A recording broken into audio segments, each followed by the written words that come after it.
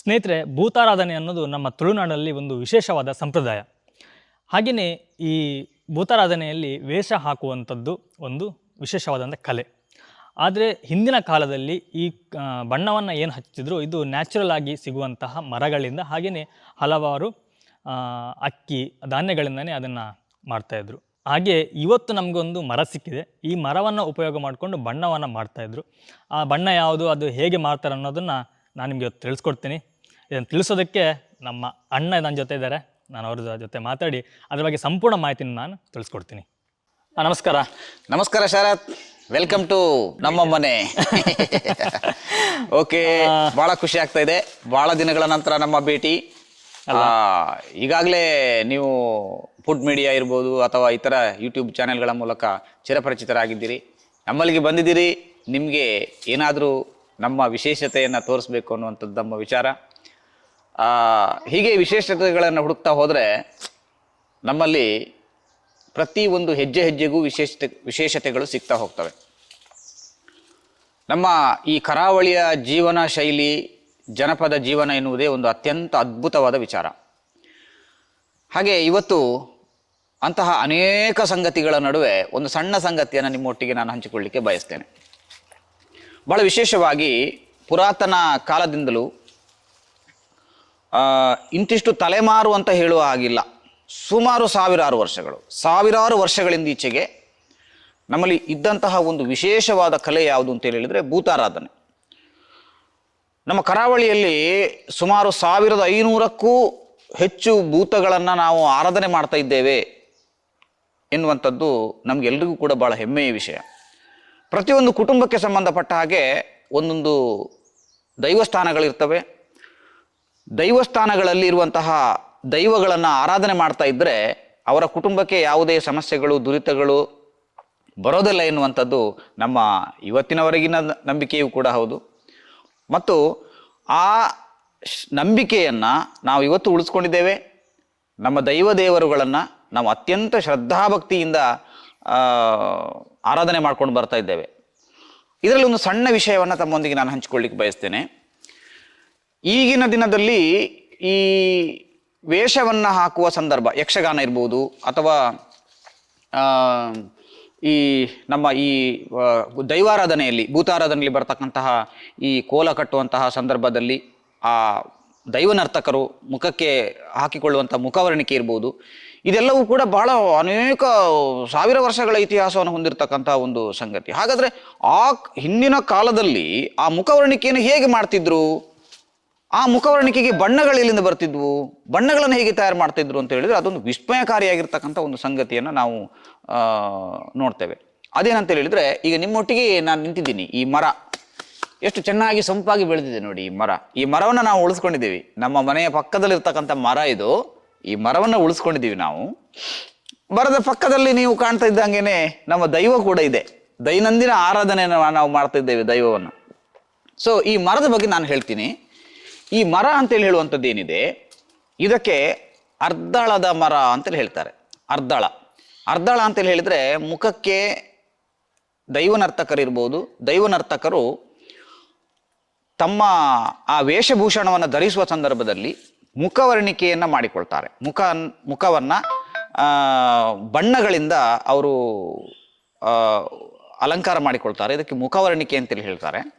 So ಒಂದೊಂದು ದೈವಕ್ಕೂ ಒಂದೊಂದು ರೀತಿಯ ಮುಖವರ್ಣಿಕೆ ಇದೆ. ಈಗ ಪಂಜುರ್ಲಿ ಇತ್ಯಾದಿ ದೈವಗಳಿಗೆ ಯೆಲ್ಲೋ ಕಲರ್ ಅಂದರೆ ಅರಿಶಿನ ಕಲರ್ ಮುಖವರ್ಣಿಕೆ ಇದ್ದರೆ, ಗುಳಿಗ, ಚಾಮುಂಡಿ ದೈವಗಳಿಗೆ ಬೇರೆಯೇ ಇರ್ತದೆ. ಹುಲಿ ಚಾಮುಂಡಿ ಅಂತೇಳಿ ದೈವ ಇದೆ, ಅದಕ್ಕೆ ಬೇರೆಯೇ ಮುಖವರ್ಣಿಕೆ ಇರ್ತದೆ, ಕೆಂಪು ಬಣ್ಣ. ಮತ್ತು ಕಲ್ಕುಡ ಅಂತ ಹೇಳುವಂಥ ಒಂದು ದೈವ ಇದೆ. ಈ ಕಲ್ಕುಡ ದೈವಕ್ಕೆ ಕಪ್ಪು ಮುಖವರ್ಣಿಕೆಯನ್ನು ನಾವು ಬಳಸುವಂಥದ್ದನ್ನು ನಾವು ನೋಡಿದ್ದೀವಿ. ಆ ಎಲ್ಲ ಬಣ್ಣಗಳಲ್ಲಿ ಪ್ರಧಾನವಾಗಿ ನಮಗೆ ಕಾಣುವಂಥ ಬಣ್ಣ ಯಾವುದು ಅಂತ ಹೇಳಿದರೆ ಯೆಲ್ಲೋ ಕಲರ್, ಅರಿಶಿನ ಕಲರ್, ಹಳದಿ ಕಲರ್. ಈ ಹಳದಿ ಕಲರ್ನ ಹೇಗೆ ಮಾಡ್ತಿದ್ರು? ನಮಗೆ ಹಳದಿ ಅಂತ ಹೇಳುವಾಗ, ಅರಿಶಿನ ಅಂತ ಹೇಳುವಾಗ, ಅರಿಶಿನ ಕಲರ್, ಯೆಲ್ಲೋ ಕಲರ್ ಅಂತ ಹೇಳುವಾಗ ನಮ್ಮ ವಿಚಾರ ಮನಸ್ಸಿಗೆ ಬರುವಂಥದ್ದು ಏನಂತ ಹೇಳಿದರೆ ಅದು ಈ ಅರಿಶಿನ ಅಂದರೆ ಟರ್ಮರಿಕ್ ಏನಿದೆ ಅದರಿಂದ ಮಾಡಿರ್ತಾರೆ, ಅಥವಾ ಅರಿಶಿನ ಕಲರ್ ಆ ರೀತಿ ಇರ್ತದೆ ಎನ್ನುವಂಥದ್ದನ್ನು ನಾವು ವಿಚಾರ ಮಾಡ್ಬೋದು. ಆದರೆ ಬಹಳ ಮುಖ್ಯವಾಗಿ ಮುಖವರ್ಣಿಕೆಗೆ ಬಳಕೆ ಮಾಡುವಂತಹ ಆ ಹಳದಿ ಬಣ್ಣ ಹೇಗೆ ಹಿಂದಿನ ಕಾಲದಲ್ಲಿ ತಯಾರು ಮಾಡ್ತಿದ್ರು ಅಂತ ಹೇಳಿದರೆ ಇದೇ ಮರದಿಂದ ತಯಾರು ಮಾಡ್ತಿದ್ರು. ಉದಾಹರಣೆಗೆ ನಾನು ಈ ಮರದಲ್ಲಿ ಒಂದು ಸಣ್ಣ ಒಂದು ಗಾಯವನ್ನು ಮಾಡಿದ್ದೀನಿ ಈ ಮರಕ್ಕೆ. ಆ ಗಾಯ ಮಾಡಿದ ಜಾಗದಲ್ಲಿ ನೋಡಿದರೆ ಒಂದು ರೀತಿಯ ದ್ರವ ಬಂದದ್ದನ್ನು ನಾವು ಕಾಣ್ಬೋದು. ನೋಡಿ ಮಿತ್ರರೇ, ಈ ದ್ರವ ಏನಿದೆ ಇದು ಕಂಪ್ಲೀಟ್ ಯೆಲ್ಲೋ ಕಲರ್ ಇದೆ. ನೋಡಿ, ಯೆಲ್ಲೋ ಕಲರ್ ಇದೆ. ಈ ಯೆಲ್ಲೋ ಕಲರನ್ನು ಮುಖಕ್ಕೆ ಆ ಸಂದರ್ಭದಲ್ಲಿ ಬಳಕೆ ಮಾಡ್ತಿದ್ರು.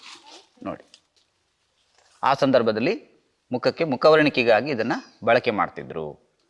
ಇದು ಇಲ್ಲಿ ನಾವು ಹೇಳುವಂತಹ ವಿಚಾರ, ನಿಮ್ಮ ಗಮನಕ್ಕೆ ತರ್ತಕ್ಕಂಥ ವಿಚಾರ. ಇದರಲ್ಲಿ ಸಂಶೋಧನೆಗಳು, ಅನೇಕ ಸಂಶೋಧನೆಗಳಾಗಬೇಕಾಗ್ಬೋದು. ಈ ಮರದ ಔಷಧೀಯ ಗುಣಗಳು ಬೇಕಾದಷ್ಟು ಇರ್ಬೋದು.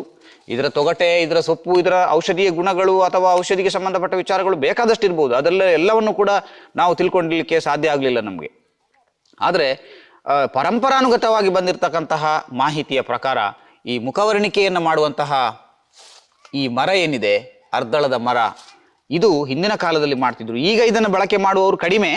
ಹಿಂದಿನ ಕಾಲದಲ್ಲಿ ಇದನ್ನು ಬಳಕೆ ಮಾಡ್ತಾ ಇದ್ರು ಅನ್ನುವಂಥದ್ದನ್ನು ಈ ಸಂದರ್ಭದಲ್ಲಿ ನಾನು ಹೇಳಲಿಕ್ಕೆ ಬಯಸ್ತೇನೆ. ಶರತ್, ನಿಮಗೆ ತುಂಬ ಥ್ಯಾಂಕ್ಸ್. ನಮ್ಮ ಈ ಅರ್ದಳದ ಮರವನ್ನು ನಿಮ್ಮ ಎಲ್ಲ ವೀಕ್ಷಕರಿಗೆ ಪರಿಚಯ ಮಾಡಿಕೊಟ್ಟಿದ್ದೀರಿ. ಇದರ ಬಗ್ಗೆ ಇದನ್ನು ಆಧರಿಸಿ ಆ ಜನಪದ ಸಂಶೋಧಕರು ಅಥವಾ ಈ ಆಯುರ್ವೇದಿ ಔಷಧಿಗಳನ್ನು ಕಂಡುಹುಡುಕುವಂತಹ ಅಥವಾ ಅದರ ಬಗ್ಗೆ ಸಂಶೋಧನೆ ನಡೆಸ್ತಕ್ಕಂಥವ್ರು ಯಾರಾದರೂ ಇದ್ದರೆ ಇದನ್ನು ಸಂಶೋಧನೆಗೆ ಬಳಕೆ ಮಾಡಿಕೊಳ್ಬೋದು. ತುಂಬ ಹಿಂದಿನ ಕಾಲದಿಂದ ಗತಕಾಲದಲ್ಲಿ ನಡೆದು ಹೋಗಿರ್ತಕ್ಕಂಥ ಆ ಒಂದು ಈ ಮರಗಳು ಅಥವಾ ಈ ಗಿಡ ಮರಗಳ ವಿಚಾರ ಏನಿದೆ, ಇದು ಇನ್ನು ಮುನ್ನೆಲೆಗೆ ಬರಬೇಕು. ನಾವು ಆ ಸಂದರ್ಭದಲ್ಲಿ ಬಾಯಿಂದ ಬಾಯಿಗೆ ಬಂದಿರತಕ್ಕಂಥ ವಿಚಾರವನ್ನು ಇಟ್ಕೊಂಡು ಮಾತಾಡ್ತಾ ಇದ್ದೇವೆ. ಆದರೆ ಇದು ದಾಖಲೆಗಳ ಮೂಲಕ ಇಲ್ಲ, ದಾಖಲೆ ಎಲ್ಲಿಯೂ ಕೂಡ ಇಲ್ಲ. ಇರ್ಬೋದು, ತಾಳೆಗರಿಯ ಗ್ರಂಥಗಳಲ್ಲೆಲ್ಲ ಇರ್ಬೋದು. ಆದರೆ ಇದು ಇವತ್ತಿನ ದಿನದಲ್ಲಿ ವೈಜ್ಞಾನಿಕವಾಗಿ ಇದರ ಸಂಶೋಧನೆಯ ಅಗತ್ಯ ಇದೆ. ಇದು ಕೇವಲ ಮುಖವರ್ಣಿಕೆಗೆ ಬಳಕೆ ಮಾಡುವಂಥದ್ದಲ್ಲ. ದೈವನರ್ತಕರು ಒಂದು 3 ರಿಂದ 4 ತಿಂಗಳು ವರ್ಷದಲ್ಲಿ ದೈವನರ್ತನವನ್ನು ಮಾಡ್ತಾರೆ. ಆ ಸಂದರ್ಭದಲ್ಲಿ ಅವರು ಕಂಟಿನ್ಯೂಸ್ ಆಗಿ ಅದನ್ನು ಬಳಕೆ ಮಾಡಿದರೂ ಅವರ ಚರ್ಮಕ್ಕೆ ಯಾವುದೇ ರೀತಿಯ ತೊಂದರೆಗಳು ಆ ಸಂದರ್ಭದಲ್ಲಿ ಆಗ್ತಿರ್ಲಿಲ್ಲ. ಹಾಗಾಗಿ ಆ ಮುಖವು ಕೂಡ ಬಹಳ ಚೆನ್ನಾಗಿ ಕಾಣ್ತದೆ. ಹಾಗಾಗಿ ಇದು ಬಹುಶಃ ನನಗನ್ಸೋ ಮಟ್ಟಿಗೆ ಮುಖದ ಸೌಂದರ್ಯವರ್ಧಕವಾಗಿಯೂ ಇದನ್ನು ಬಳಕೆ ಮಾಡಬಹುದಾ ಎನ್ನುವ ಸಂಶೋಧನೆಗಳ ಅಗತ್ಯ ಇದೆ. ಇದು ಅಮೂಲ್ಯವಾಗಿರ್ತಕ್ಕಂಥ ವೃಕ್ಷ. ಈ ವೃಕ್ಷ ಅಳಿವಿನಂಚಿನಲ್ಲಿದೆ. ಇವತ್ತಿನ ದಿನದಲ್ಲಿ ದೈವನರ್ತಕರು ಇದನ್ನು ಬಳಕೆ ಮಾಡ್ತಾರಾ ಇಲ್ವೋ ಗೊತ್ತಿಲ್ಲ. ಆದರೆ ನಮ್ಮ ಹಿರಿಯರು ಹೇಳಿರ್ತಕ್ಕಂತಹ ಆ ಒಂದು ಬಾಯಿಂದ ಬಾಯಿಗೆ ಬಂದಿರತಕ್ಕಂತಹ ಒಂದು ಇದೇನಿದೆ, ಮಾಹಿತಿ ಏನಿದೆ, ಆ ಪ್ರಕಾರ ನಾನು ಇದನ್ನು ನಿಮ್ಮೊಟ್ಟಿಗೆ ಹಂಚಿಕೊಂಡಿದ್ದೇನೆ.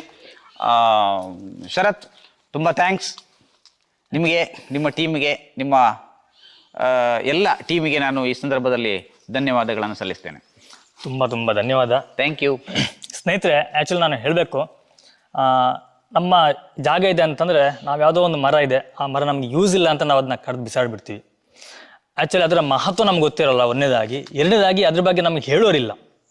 ನಮ್ಮ ಹಿರಿಕರು ಏನಿದ್ರು ಅವರು ಹೇಳುವಂಥದ್ದನ್ನ ಕೇಳುವಂಥ ವ್ಯವಧಾನ ನಮಗಿಲ್ಲ ಇವಾಗ.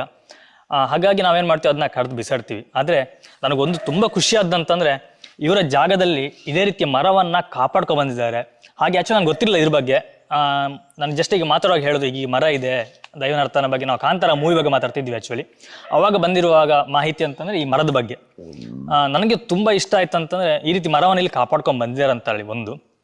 ಎರಡನೇದಾಗಿ ಈ ರೀತಿಯಾಗಿ ನ್ಯಾಚುರಲ್ ಕಲರ್ ಬರುತ್ತೆ ಅನ್ನೋದು ನಮಗೆ ಗೊತ್ತಿರಲಿಲ್ಲ. ನಾವು ಹಳದಿ ಕಲರ್ ಅಂತ ಏನು ಅಂದ್ಕೊಳ್ತಿದ್ವಿ. ಇದು ಆ್ಯಕ್ಚುಲಿ ಹಳದಿ ಅಂತಂದರೆ ನಮ್ಮ ಅರಶಿನಕ್ಕಿಂತಲೂ ಹಳದಿ ಬೇರಾಗಿದೆ. ನಮ್ಮ ಅರಶಿನ ಸ್ವಲ್ಪ ನಮಗೆ ಆರೆಂಜ್ ಶೇಡಲ್ಲಿ ಬರುತ್ತೆ, ಬಟ್ ಇದು ಇನ್ನೂ ಸ್ವಲ್ಪ ಹಳದಿ ಬರುತ್ತೆ. ಈ ರೀತಿಯಾಗಿ ದೈವನರ್ತಕರು ಬಣ್ಣವನ್ನು ಹಚ್ತಿದ್ರು ಅನ್ನೋದು ನಮ್ಗೆ ಗೊತ್ತಿರಲಿಲ್ಲ. ನಾವೇನು ಅಂದ್ಕೊಳ್ತಿದ್ವಿ, ಏನೋ ಕಲರ್ ಪೌಡರ್ ತಂದು ಅಥವಾ ಬಣ್ಣವನ್ನು ಹಚ್ತಿದ್ರು ಅಂತ ನಾವು ಅಂದ್ಕೊಳ್ತಿದ್ವಿ. ಹೆಸರು ಹಾಗೆ ಇದೆ. ನಾವೇನು ಹೇಳ್ತೀವಿ, ದೈವನರ್ತಕರು ಮುಖಕ್ಕೆ ಬಣ್ಣ ಹಚ್ತಾರ ಅಂತ ಹೇಳಿ. ಬಟ್ ಆ ಬಣ್ಣ ಎಲ್ಲಿಂದ ಬಂತು, ಅದರ ಮೂಲ ಏನು, ಹಾಗೆ ಹಿಂದಿನ ಕಾಲದಲ್ಲಿ ಆ ಬಣ್ಣವನ್ನು ಯಾವ ರೀತಿ ಹಚ್ತಾ ಇದ್ರು, ಎಲ್ಲಿಂದ ಅದನ್ನ ಪಡಿತಿದ್ರು ಅನ್ನೋದು ನಮಗೆ ಗೊತ್ತಿರಲಿಲ್ಲ. ತುಂಬ ಧನ್ಯವಾದ ಹೇಳ್ತೀನಿ ನನ್ನ ಕಡೆಯಿಂದನೂ, ಹಾಗೆ ನಮ್ಮ ವೀಕ್ಷಕರು ನಿಮ್ಮ ಕಡೆಯಿಂದ. ಯಾಕಂದ್ರೆ ನಮ್ಗೆ ಈ ರೀತಿಯ ಒಂದು ಮಾಹಿತಿ ಗೊತ್ತಿರಲಿಲ್ಲ. ಆ ಮಾಹಿತಿನ ತಿಳಿಸ್ಕೊಡೋದಕ್ಕೆ ತುಂಬ ತುಂಬ ತುಂಬ ಧನ್ಯವಾದಗಳು. Thank you. ಇದೇ ರೀತಿಯ ಮಾಹಿತಿನ ನಾವು ಮುಂದೆ ಸಹ ನಿಮ್ಮಿಂದ ಬಯಸ್ತೀವಿ. ಆದಷ್ಟು ನಮಗೆ ಬೇರೆ ಮಾಹಿತಿ. ಖಂಡಿತ ನಮ್ಮ ಈ ಮಲೆನಾಡಿನಲ್ಲಿ ನಮಗೆ ತಿಳಿದಿರ್ತಕ್ಕಂಥದ್ದು ಕೆಲವು, ಇನ್ನೂ ಅನೇಕ ಸಂಗತಿಗಳನ್ನು ನಾವು ನಿಮ್ಮೊಟ್ಟಿಗೆ ಹಂಚಿಕೊಳ್ಬೋದು. ಆದರೆ ಸಮಯಾವಕಾಶಗಳ ಒಂದು ಲಭ್ಯತೆಗಳ ಅವಶ್ಯಕತೆ ಇದೆ. ಎರಡನೇದಾಗಿ ಆ ಹೆಜ್ಜೆ ಹೆಜ್ಜೆಗೂ ಇಲ್ಲಿ ಸಿಗುತ್ತೆ. ಮಲೆನಾಡು ಅಂತೇಳಿ ಹೇಳುವಂಥದ್ದು ಮಾಹಿತಿಗಳ ಬಹಳ ದೊಡ್ಡದಾಗಿರ್ತಕ್ಕಂಥ ಸಮುದ್ರ ಅಂತೇಳಿ ನಾವು ಹೇಳ್ಬೋದು. ಇಲ್ಲಿರ್ತಕ್ಕಂಥ ಪ್ರತಿಯೊಂದು ಎಲೆ, ಈ ಒಂದು ಎಲೆಗಳು ಕೂಡ ಔಷಧೀಯ ಗುಣಗಳನ್ನು ಹೊಂದಿವೆ. ಇಲ್ಲಿರ್ತಕ್ಕಂಥ ಪ್ರತಿ ಒಂದು ಗಿಡವೂ ಕೂಡ ಒಬ್ಬ ರೈತನಿಗೆ, ಒಬ್ಬ ಕೃಷಿಕನಿಗೆ, ಒಬ್ಬ ಮಲೆನಾಡಿನಲ್ಲಿ ಜೀವನ ಮಾಡ್ತಕ್ಕಂಥ ವ್ಯಕ್ತಿಗೆ ಉಪಯೋಗಕಾರಿಯಾಗಿರ್ತಕ್ಕಂಥ ಗಿಡಗಳು ಅಂತೇಳಿ ಹೇಳಲಿಕ್ಕೆ ನಾನು ಬಯಸ್ತೇನೆ. Thank you Sharath, all the best. Thank you. ಒಳ್ಳೆಯದಾಗಿ ನಮಗೊಂದು ಒಳ್ಳೆ ಇನ್ಫಾರ್ಮೇಷನ್ ಕೊಟ್ರಿ. ಹಾಗೆ ಇದೇ ರೀತಿ ಇನ್ಫಾರ್ಮೇಷನ್ ಮುಂದೆ ಕೊಡಿ. ತುಂಬ ಹೇಳಿದ್ರು ಆ್ಯಕ್ಚುಲಿ ಅವರು, ಇನ್ನು ಕೆಲವೆಲ್ಲ ಗಿಡಗಳ ಬಗ್ಗೆ ಹೇಳಿದ್ರು. ಆ್ಯಕ್ಚುಲಿ ನಮ್ಮ ಚಾನಲ್ ಸಹ ನೋಡ್ಬೋದು, ಹಲವಾರು ಗಿಡಗಳ ಬಗ್ಗೆ ಹೇಳಿದ್ದೀನಿ. ಯಾಕಂದ್ರೆ ತುಂಬ ಜನ ಗೊತ್ತಿರಲಿಲ್ಲ ಈ ರೀತಿ ಒಂದು ಗಿಡ ಇರುತ್ತೆ, ಇದು ನಮ್ಗೆ ಯೂಸ್ ಆಗುತ್ತೆ ಅನ್ನೋದು. ನೀವು ಇನ್ನೊಂದು ಅಬ್ಸರ್ವ್ ಮಾಡಿರ್ಬೋದು, ಒಂದು ನಾಯಿ ಸುಮ್ಮನೆ ಅದಕ್ಕೊಂದು ಹೊಟ್ಟೆ ನೋವು ಬಂದಿರುತ್ತೆ ಅಂತಂದರೆ ಅದು ಸುಮ್ಮನೆ ಇರೋದಿಲ್ಲ, ಹೋಗಿ ಒಂದು ಹುಲ್ಲು ತಿನ್ನುತ್ತೆ. ಬಟ್ ಆ ಹುಲ್ಲು ಏನೋ ನಮ್ಗೆ ಗೊತ್ತಿಲ್ಲ, ಆ ನಾಯಿ ಗೊತ್ತು ಆ ಹುಲ್ಲು ಏನು, ಅದರಿಂದ ತನ್ನ ದೇಹಕ್ಕೆ ಏನಾದ ಬೆನಿಫಿಟ್ ಇದೆ ಅನ್ನೋದು ಅದು ಗೊತ್ತು. ನಾವೇನು ಮಾಡ್ತೀವಿ, ಒಂದು ಹುಷಾರಿಲ್ಲ ಅಂತ ಅಂದ ಕೂಡಲೇ ನಾವು ಹೋಗೋದು ಡಾಕ್ಟ್ರ್ ಹತ್ರ, ಅಲ್ಲಿ ಹೋಗಿ ಆ ಮಾತ್ರೆನ ತಗೊಂಡು ತಿಂತೀವಿ. ಆದರೆ ಈ ಪ್ರಾಣಿ ಪಕ್ಷಿಗಳಿಗೆ ಗೊತ್ತು ಯಾವ್ಯಾವ ಗಿಡದಲ್ಲಿ ಏನಿದೆ ಅಂಥೇಳಿ. ಇನ್ನೊಂದು ವಿಷಯ ಅಂತಂದರೆ, ನಮ್ಮ ಪೂರ್ವಜರು, ಈಗ ನನ್ನ ಅಜ್ಜಿ ಅಂತ ನಾನು ಹೇಳ್ತೀನಿ, ಅವ್ರೇನು ಮಾಡ್ತಿದ್ರೆ ನಮ್ಗೆ ಏನಾದೊಂದು ಶೀತ ಕೆಮ್ಮು ಆಯ್ತು ಅಂತಂದರೆ ಡಾಕ್ಟರ್ ಹತ್ರ ಹೋಗಿ ಅಂತ ಯಾವತ್ತೂ ಹೇಳಿದವರಲ್ಲ. ಮನೇಲಿರುವಂತಹ ಡಬ್ಬದಲ್ಲಿರುವಂಥ ಕಾಳುಮೆಣಸು ಯಾವುದೋ ಒಂದು, ಇಲ್ಲಾಂದ್ರೆ ಯಾವುದೋ ಗಿಡದ ರಸವನ್ನು ತಂದು ನಮ್ಗೆ ಕುಡಿಸ್ತಾ ಇದ್ರು. ಆದರೆ ಇತ್ತೀಚಿನ ದಿನಗಳಲ್ಲಿ ನಮಗೆ ಅದ್ರ ಬಗ್ಗೆ ಮಾಹಿತಿ ಇಲ್ಲ ಒಂದು. ಎರಡನೇದಾಗಿ ಅದನ್ನು ಯಾರು ತಗೊಳ್ಳೋದಿಲ್ಲ. ಯಾಕಂದರೆ ನಿಮಗೆ ಆಯುರ್ವೇದ ಅನ್ನೋದು ಸ್ವಲ್ಪ ನಿಧಾನಗತಿಯಲ್ಲಿ ನಮ್ಮ ದೇಹವನ್ನು ರಿಕವರಿ ಮಾಡುತ್ತೆ. ಹಾಗಾಗಿ ಆಯುರ್ವೇದದ ಬಗ್ಗೆ ಅಷ್ಟೊಂದು ಯಾರಿಗೂ ಇನ್ಫಾರ್ಮೇಷನ್ ಗೊತ್ತಿಲ್ಲ. ಮುಂದಿನ ದಿನಗಳಲ್ಲಿ ಇನ್ನೂ ಹೆಚ್ಚಿನ ಮಾಹಿತಿನ ಹೇಳಿ. 1 ಮಿನಿಟ್. ಹೇಳಿ. ಇಲ್ಲೇ ಪಕ್ಕದಲ್ಲಿ ಇನ್ನೊಂದು ಗಿಡ ಇದೆ. ಇದು ಬಹಳ ಅದ್ಭುತವಾದ ಔಷಧೀಯ ಗುಣವನ್ನು ಹೊಂದಿರತಕ್ಕಂಥ ಒಂದು ಗಿಡ ಇದು. ಇದಕ್ಕೆ ಒಳ್ಳೆ ಕೊಡಿ ಅಂತೇಳಿ ಹೇಳ್ತಾರೆ. ಇದನ್ನು ನೋಡುವಾಗ ನಿಮ್ಗೆ ಇದನ್ನು ತೋರಿಸ್ಬೇಕು ಅಂತ ಅನ್ನಿಸ್ತು ನನಗೆ. ಒಳ್ಳೆ ಕೊಡಿ ಅಂತೇಳಿ ಹೇಳ್ತಾರೆ. ಒಳ್ಳೆ ಕೊಡಿ ಅಂತೇಳಿ ಹೇಳಿದ್ರೆ ಇದರದ್ದು ಹೆಸರು, ಈ ಗಿಡದ ಹೆಸರು. ಸೊ ಈ ಗಿಡಕ್ಕೆ ಏನಕ್ಕೆ ಉಪಯೋಗ ಆಗುತ್ತೆ ಅಂತೇಳಿ ಹೇಳಿದ್ರೆ, ಬಯಲು ಸೀಮೆಯಲ್ಲಿ ಬೇಕಾದಷ್ಟು ಬೇವಿನ ಮರಗಳು ಸಿಗ್ತವೆ. ಬೇವಿನ ಮರ ಅಂತ ಹೇಳುವಂಥದ್ದು ಅತ್ಯಂತ ಅದ್ಭುತವಾಗಿರ್ತಕ್ಕಂತಹ ಒಂದು ಔಷಧೀಯ ಗುಣಗಳನ್ನು ಹೊಂದಿರತಕ್ಕಂತಹ ಒಂದು ಮರ, ಬೇವಿನ ಮರ. ಆದ್ರೆ ಮಲೆನಾಡಿನಲ್ಲಿ ಬೇವಿನ ಗಿಡಗಳು ಬೆಳೆಯುವುದಿಲ್ಲ. ಆ ಬೇವಿನ ಗಿಡಕ್ಕೆ ಪರ್ಯಾಯವಾಗಿರ್ತಕ್ಕಂಥ ಗಿಡವೇ ಇದು ಒಳ್ಳೆ ಕೊಡಿ ಅಂತೇಳಿ ನಾವು ಹೇಳ್ತೇವೆ. ಇದು ದೊಡ್ಡ ಮರ ಆಗಲ್ಲ, ಸಣ್ಣ ಗಿಡ. ಎಲ್ಲಿ ಬೇಕಂದಲ್ಲಿ ಎಲ್ಲ ಈ ಗಿಡಗಳು ಸಿಗ್ತವೆ. ಇದನ್ನ ನಾವು ಏನ್ ಮಾಡ್ತೀವಿ ಅಂತೇಳಿ ಹೇಳಿದ್ರೆ, ಮೈ ಒಳಗೆ ವಿಷಕಾರಿಯಾಗಿರ್ತಕ್ಕಂಥ ಸಂಗತಿ ಇದೆ, ಕಜ್ಜಿ ಬೀಳ್ತದೆ, ಕಜ್ಜಿ ಗುಣ ಆಗುದಿಲ್ಲ. ಮತ್ತೆ ಈ ಮಲೆನಾಡಿನಲ್ಲಿ ಒಣಗು ಅಂತ ಒಂದು ಕಚ್ತವೆ ಮೈಗೆ. ಅದು ಒಣಗು ಅಂತ ಹೇಳುವಂಥದ್ದು ಭಯಂಕರ ವಿಷ. ಅದನ್ನು ಕಚ್ಚಿದ ಮೇಲೆ ಏನಾಗುತ್ತೆ ಅಂತ ಹೇಳಿದ್ರೆ ಅದು ಅಲ್ಲಿ ಕೆರ್ಕೊಂಡು ಗಾಯನೇ ಆಗುತ್ತೆ. ನಂಜು ಜಾಸ್ತಿ, ನಂಜು ಬಹಳ ನಂಜು ಇರುತ್ತೆ.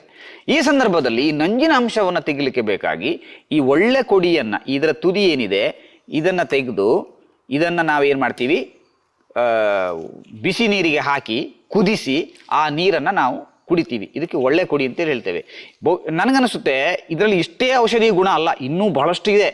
ಈ ಮಲೆನಾಡಿನ ಪ್ರತಿಯೊಂದು ಗಿಡದ ಬಗ್ಗೆ ಸಂಶೋಧನೆ ಅಗತ್ಯ ಇದೆ ಅಂತೇಳಿ ನನಗೆ ಕಾಣ್ತದೆ. ಸೊ ಇಟ್ ಈಸ್ ಒಳ್ಳೆ ಕೊಡಿ. ಇದೆಷ್ಟು ಚೆನ್ನಾಗಿದೆ ಅಂತ ಹೇಳಿದ್ರೆ, ಇದರ ರುಚಿ ಕೂಡ ಬೇವಿನ ಗಿಡದ ಹಾಗೇನೆ, ಬೇವಿನ ಎಲೆ ಹಾಗೇನೆ ಕಹಿ ಕಹಿಯಾಗಿ ಇರುತ್ತೆ. Thank you. ಓಕೆ.